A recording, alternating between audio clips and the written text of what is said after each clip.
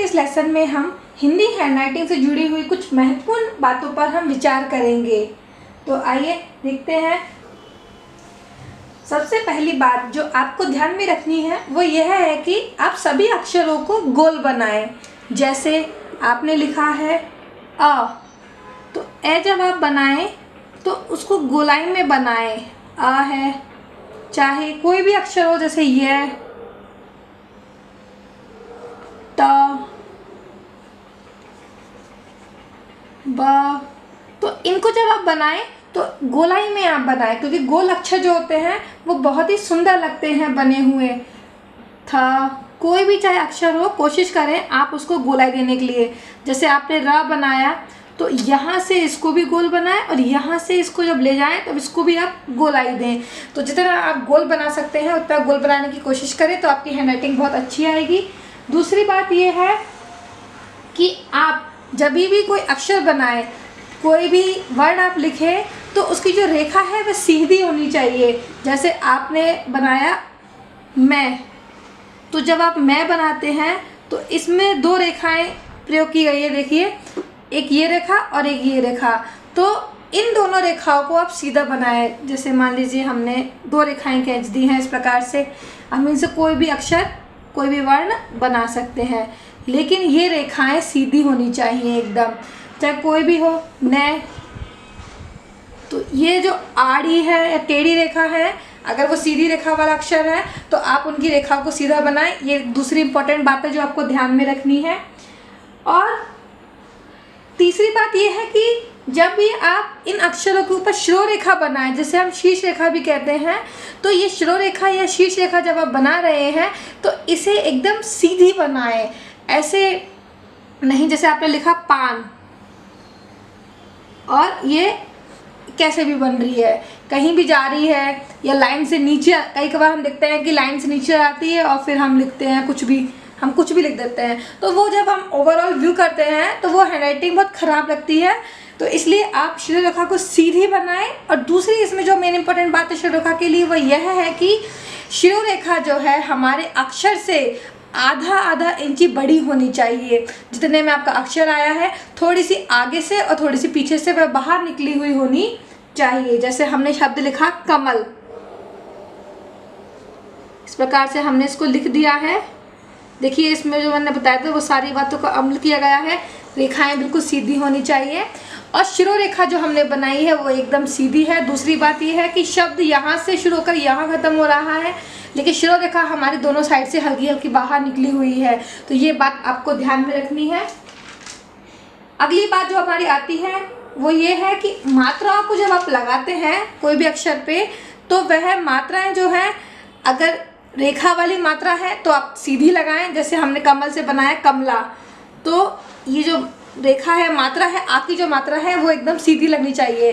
पर जो मात्रा है जैसे ए की है या ओ की है, तो इन्हें आप सीधा लगाने की बजाय ऊपर आप इन्हें तिरछा लगाए। जैसे हमने लिखा औरत, तो आपने आ लिखा और इसके ऊपर जब मात्रा लगाएं तो इन्हें थोड़ा सा तिरछा लगाएं, आप सीधा एकदम नहीं लगाएं।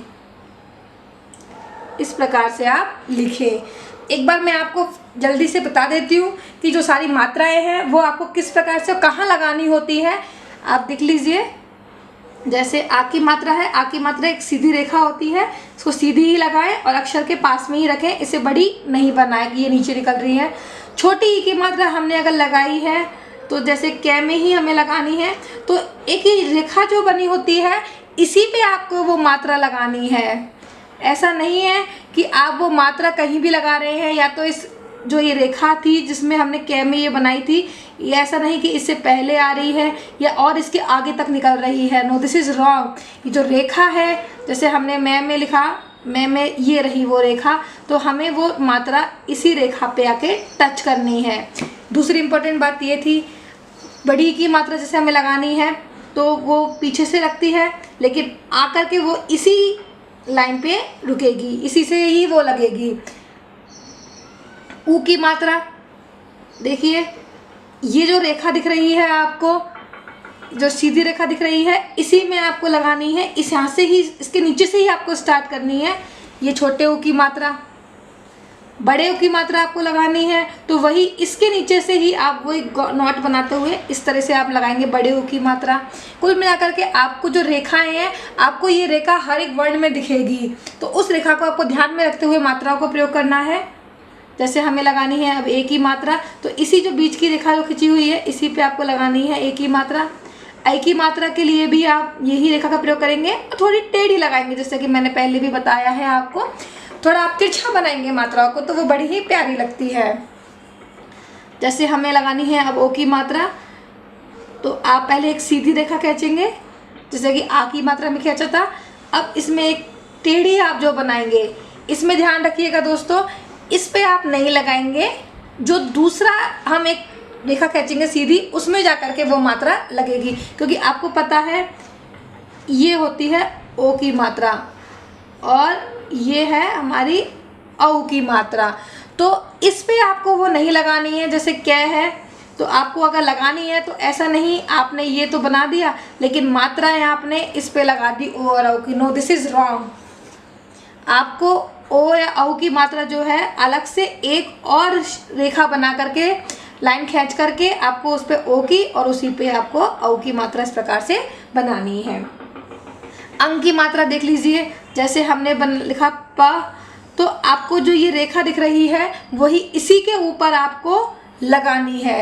जैसे हमने शब्द लिखा है पलंग, अगर आप पलंग लिख रहे हैं, इस प्रकार से आपने पलंग लिखा, तो ये जो है रेखा इसके ऊपर आपको लगानी है। यहाँ वहाँ आप नहीं ढूंढे कि कहाँ हमने कहीं भी चिपका दिया मात्रा को, नो, आपको जो ये रेखा दिख रही है इसी के ऊपर जाकर के ये बिंदी लगेगी। आपकी अंतिम आती है अह की मात्रा। अह की मात्रा में 2 बिंदियाँ होती हैं। ये बिंदियों में लगाते समय आपको बस एक ही चीज़ ध्यान रखनी है कि ये जो है आपके अक्षर से बाहर नहीं निकले, कि एक ऊपर जा रही है तो एक कहीं भी जा रही है, नहीं, इनकी एक डिस्टेंस होती है बराबर कि जितना आपका अक्षर आ रहा है उतने में ही ये मात्रा फिनिश हो जाए। तो ये एक क्लियरनेस, एक क्लैरिफिकेशन देने के लिए हैंडराइटिंग को इन बातों को ध्यान रखना ज़रूरी है। एक मात्रा और आती है जिसे हम मात्रा नहीं, हम हलंत है, संस्कृत का वो है, तो हलंत होता है ये इस प्रकार से। बट क्या होता है जल्दबाजी में जब हम इसको लगाते हैं, जैसे हमने ड में लगाना है तो कहीं भी उड़ा दिया, इस प्रकार से हलंत नहीं होता है। ना तो ये सीधा लगता है ना ये टेढ़ा लगता है, ये इस प्रकार से ये हलंत लगाया जाता है। जैसे हमने लिखा है लड्डू, तो लड्डू में आप देखिए ये ला लिखा, ड और डू, तो ये आप नीचे एक छोटी सी एक लाइन बनानी होती है केवल आपको, इसको बहुत लंबा, बहुत बड़ा, बहुत छोटा नहीं बनाए, इस प्रकार से आपको ये ध्यान रखते हुए बनाना है। कुछ अक्षर हैं जैसे कि था, धा, भा, शा, छा और श्रा। तो जैसे कि मैंने आपको पहले भी बताया है दोस्तों, ये ऐसे अक्षर हैं हमारी हिंदी वर्णमाला में जिनमें ऊपर एक गांठ बनती है, एक नॉट जैसा बनता है। तो जब इन अक्षरों को आप बना रहे हैं, शुरुआत में हो चाहे बीच में आए, इनके ऊपर कभी श्रोरेखा नहीं आती है। जो एक लाइन, एक साथ में एक रेखा रहती है, उसके ऊपर श्रोरेखा बनाई जाती है। उदाहरण के लिए मैं आपको बता देती हूँ, जैसे हमने लिखा शब्द आभार,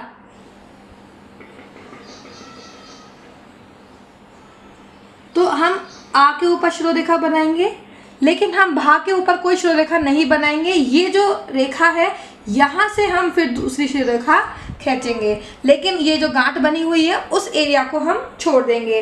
और देखिए उदाहरण के लिए, जैसे हमने लिखा उधर, तो ऊ के ऊपर श्रोरेखा बन जाएगी, लेकिन ध को छोड़ दिया जाएगा। ये जो लाइन है यहाँ से हम दोबारा श्रोरेखा खींचेंगे। तो इसी तरीके से चाहे वो स्टार्टिंग में आए चाहे एंड में आए, आपको ध्यान रखना है ये जो गांठ बनी हुई है इसके ऊपर श्रोरेखा नहीं बनती है कभी भी। जैसे सक्षम,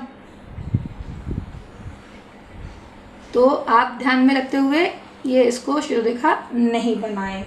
ये कुछ महत्वपूर्ण बातें हैं जिन्हें अगर आप ध्यान में रखेंगे तो मुझे आशा है कि आपकी लिखावट बहुत ही अच्छी होगी। पहले शब्दों से शुरुआत करें, फिर सेंटेंस, और एंड में आप एक पूरा पैराग्राफ लिखें और देखें लास्ट में कि आपकी हैंडराइटिंग कैसी आई है। हर बार जब भी आप लिखेंगे तो दूसरे पैराग्राफ की लिखावट पहले वाले से हमेशा बेहतर होगी। तो दोस्तों प्रैक्टिस करते रहें और आपकी हिंदी हैंडराइटिंग आई विश बहुत अच्छी हो जाएगी। इसी के साथ हिंदी हैंडराइटिंग का भाग 11 यही खत्म होता है। Thank you friends for watching my video. I hope friends you liked my lesson. If you liked it, please click on the like button and subscribe my channel for more updates.